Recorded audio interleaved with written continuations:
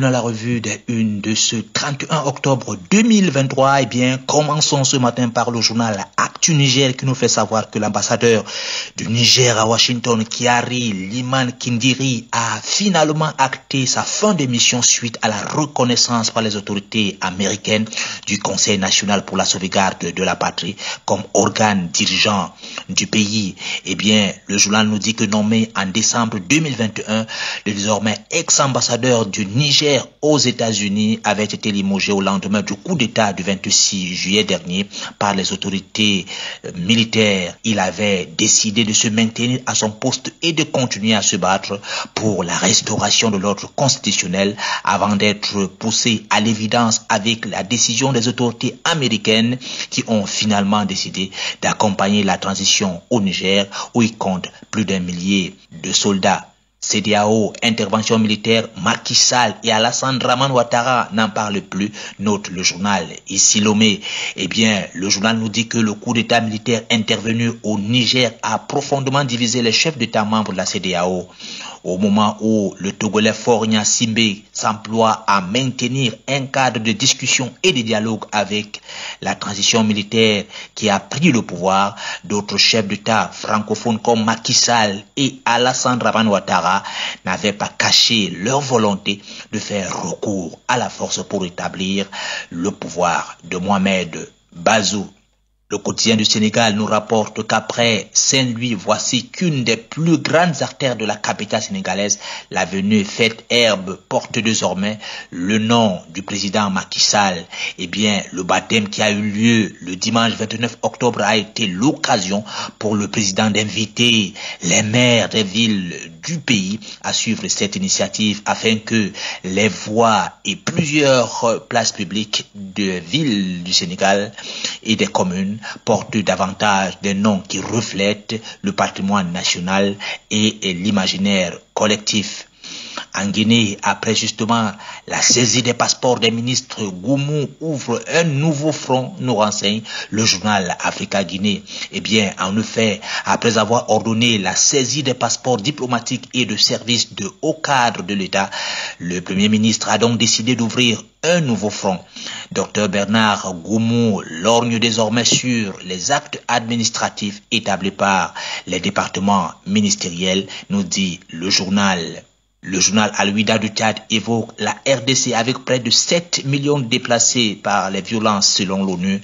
Eh bien, le journal nous dit que là-bas, un nombre record de 6,9 millions de personnes ont été forcées de quitter leur foyer à l'intérieur, a indiqué lundi 30 octobre 2023 l'Organisation internationale pour les migrations, soulignant qu'une grande majorité des déplacés a besoin d'aide humanitaire. Avec le conflit en cours et l'escalade de la violence, la RDC, dit le journal, est confrontée à l'une des plus grandes crises de déplacement interne et humanitaire au monde, a indiqué cette agence onusienne basée du côté de Genève. Au Gabon, les honoraires en millions d'euros de Noureddin Bongo pour les cabinets du conseil sont révélés par le journal Gabon Review. Eh bien, le journal nous dit qu'avec l'ambition de faire relire son père et à qui il comptait bien succéder avec l'aide de sa mère Noureddin Bongo, Valentin aurait également sollicité le soutien de plusieurs cabinets de conseil, dont le français Roland Berger, qui facturait 1,12 million d'euros d'honoraires pour son intervention dans la campagne et l'après-campagne électorale d'Ali Bongo.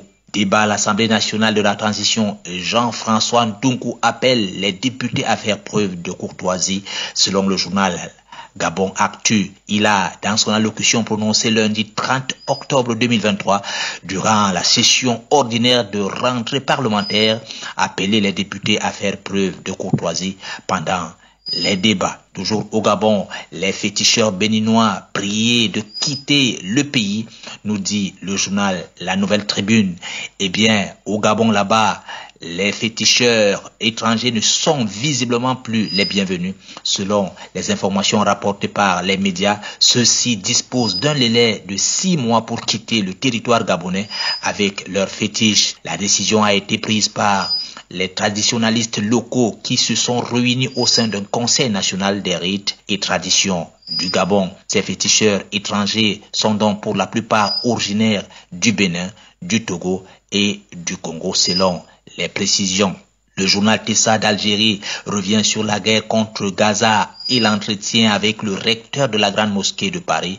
Eh bien, dans cet entretien, le journal nous dit que Chem Eddine Hafiz, recteur Grande Mosquée de Paris, revient sur l'appel à la paix qu'il a lancé avec le grand rabbin, la guerre sainte du premier ministre israélien Benjamin Netanyahu, l'impact du conflit sur les musulmans de France. Le recteur de la Grande Mosquée de Paris estime qu'il n'y a qu'une seule solution pour mettre fin à la guerre entre Israël et la Palestine, la création d'un État palestinien.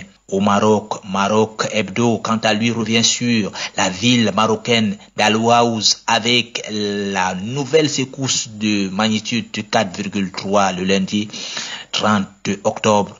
La terre tremble encore une fois de plus dans le Haut-Atlas.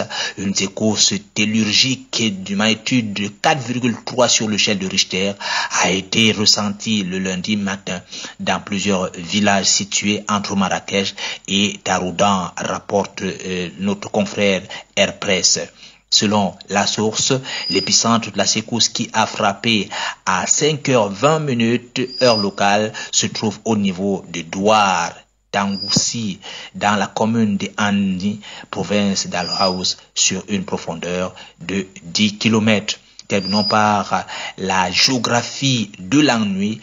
Le concept flou de la Macronie censé expliquer les émeutes, nous rapporte le journal L'Observateur. Eh bien, le journal nous dit que 4 mois après la vague de violence qui a embrasé le pays, Emmanuel Macron a évoqué cette semaine le désœuvrement d'une jeunesse en mal de repère. Comment expliquer un pays qui s'embrasse et pourquoi le feu a-t-il pris cette fois dans les communes considérées jusqu'ici comme tranquilles? Un tiers des 500 villes touchées cet été par la flambée des violences étaient dépourvues des quartiers prioritaires de la ville. Alors pourquoi de Véron à Laval ou de Montargis à Angers, ces centres-villes sans histoire, leurs commissariats, leurs écoles ou leurs bibliothèques ont été pillés, attaqués, brûlés lundi dernier, quelques jours avant qu'Elisabeth Borne ne dévoile une batterie de mesures supposées répondre aux émeutes qui ont enflammé l'Hexagone. Après le décès du jeune Naël, Emmanuel Macron a esquissé le début d'une explication. Voilà qui fait l'essentiel des sujets traités par la presse en ce mardi 31 octobre 2023, mesdames et messieurs. Merci d'avoir suivi.